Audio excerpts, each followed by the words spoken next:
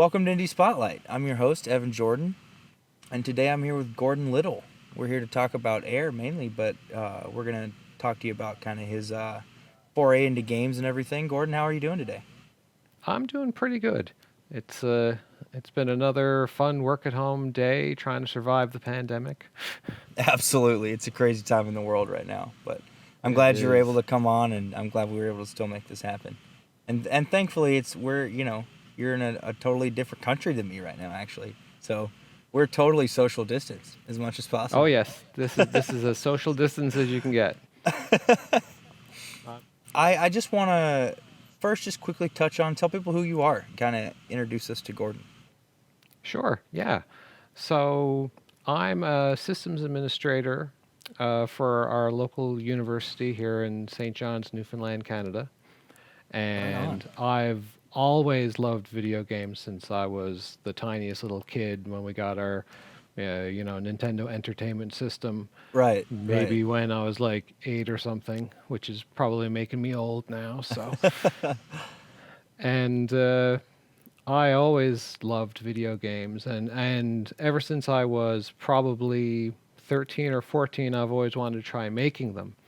But the tools at that time was like, you know, there was Quick Basic when back in the DOS days, and Right. then I tried doing Visual Basic when we had Windows, Yeah. and I never got very far with that.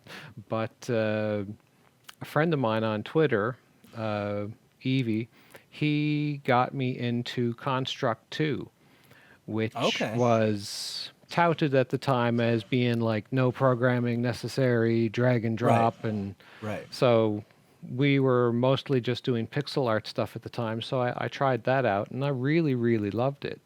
And I created a bunch of small little things, but my first real game was called Spellcasting, and it was basically a connect the dots line drawing puzzle game, and I made it half for myself and half for my kids, really, because Awesome. I wanted something that they could actually play at the same time. And Right.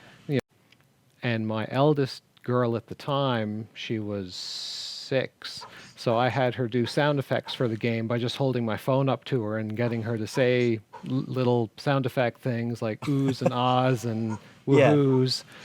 So then when we got to show it to her afterwards, she was like, "That's me."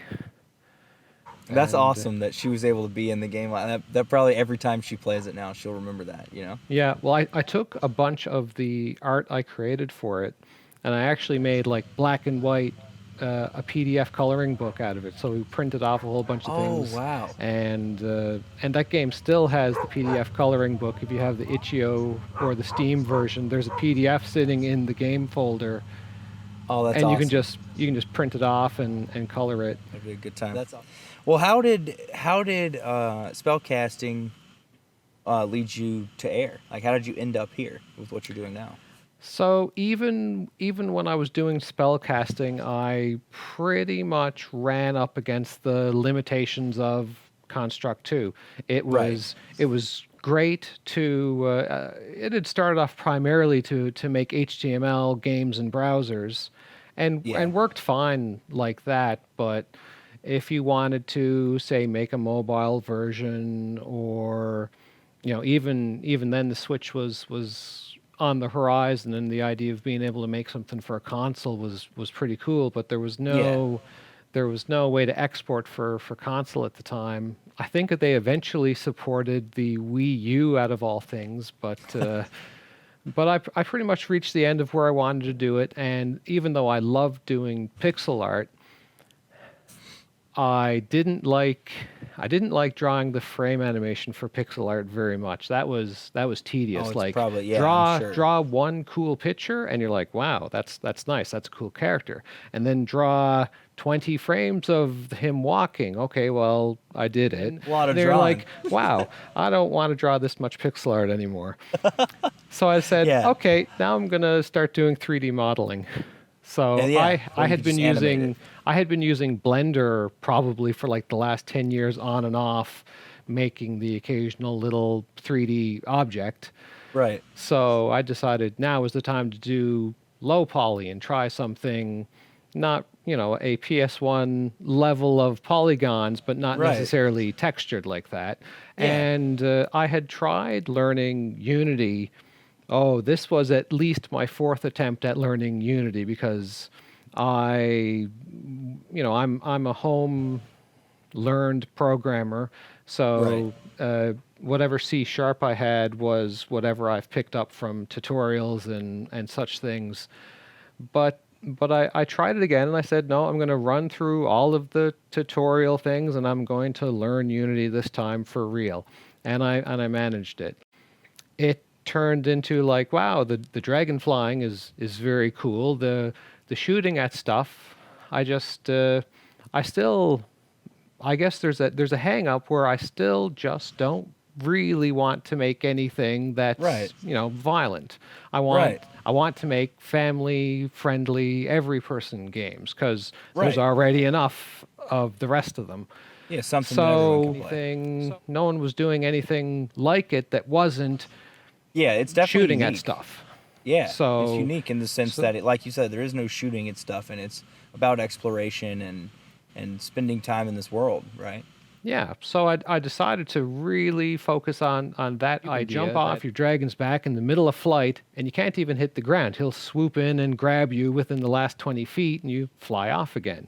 Right. Right. So, you fall into the water, he jumps into You the can water truly next to you. relax while you play this Yeah, game. there's, the ring races are really the gamiest part of it.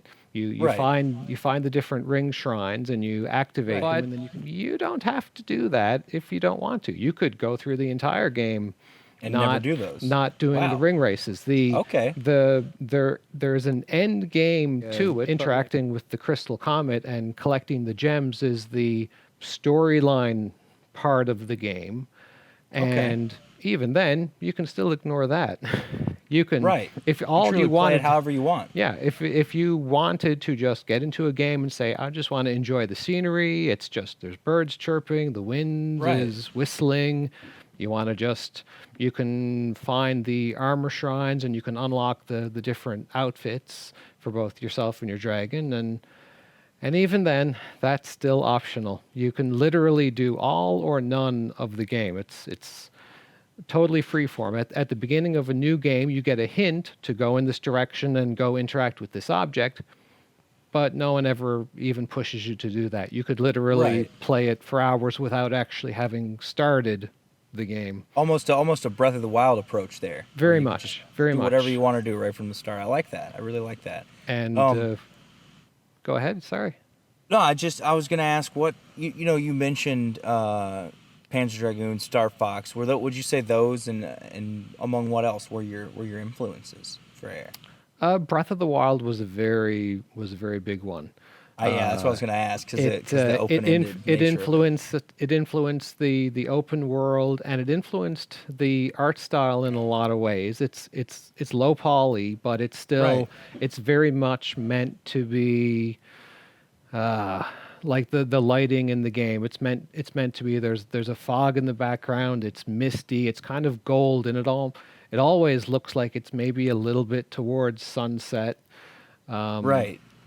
And the scale of it is there's 64 square kilometers of terrain Wow. to explore, and you start off in the middle of it, and you could literally go to any corner you want. There's no 100% of the map is open from the beginning. There's no gatekeeping. Right. There's a full photo mode like lots of popular games have now, where you can just hit a button and it pauses everything in Awesome. mid-flight, and it brings up all of the the things you normally see these days, depth of field and Yeah. focus, so you can you could spend hours. I'm a just, sucker for Yeah. photo mode. I love And, photo mode. Well, that's cool, man. And I think you had a really cool progression of stuff here. That's interesting that you started out kind of dabbling back in the day and put it down, and Yeah. then came back to it later on. I think that's a cool route to getting into it. Well, Air right now is out in early access, right? Yeah, it's basically at the 95% mark now. It's feature complete. Awesome. What I'm doing right now for the last month, I'm planning for an end of May release. Well, are you what platforms are you planning on launching on when you do the full launch? Yeah, so right now it's going to be just for PC and it's going to be on itch.io and Steam. Okay. I'm talking to a publisher right now about getting it ported to console. Awesome. So Switch is where I very much want to end up, and it might Right. also sideways end up on Xbox and PS4, so that would be nice. That'd be great. That'd be awesome. But for sure, like, and you can grab the itch version right now. Oh yes, the Uh, itch version has been in early access for the last year, and you'll save a few dollars off it. And the nicest thing about that is that itch.io has their really nice little game launcher, and that thing does auto patching now too. So nice. it's just like Steam, and the fact that it'll just download a little 10 or 20 meg update every now and then when it I gets didn't know that. updated. I didn't know they had that. That's Oh cool. yes, yeah, they've got a full I'm gonna have to launcher download that interface. It's because I have a actually ton pretty of games nice. from itch, so that's great. Because I right now just launch them all locally. Well, cool. And do you have a date that you're doing a launch? That game's gonna Not release on? set in stone, but I'm looking at the probably second, not the last week in May, because like I think there was something coming out at the end of May that I was like I didn't want to step on. So Right. probably like the week before, somewhere around the 19th. Where can people find you, Gordon, on the internet? Primarily on Twitter, at Gord Little. That's my big hangout. Awesome. Well, we're gonna leave it with a trailer, Gordon. I really appreciate you coming on and talking to me about your game, and I'm really excited to play it. And I hope everybody watching is just as excited to play it as we are. Yeah, I'm glad we Thanks. finally got to chat. Yeah, absolutely. I really enjoyed it, man. Well, here's the trailer, everybody. Thanks for watching Indie Spotlight. Check out Ayre.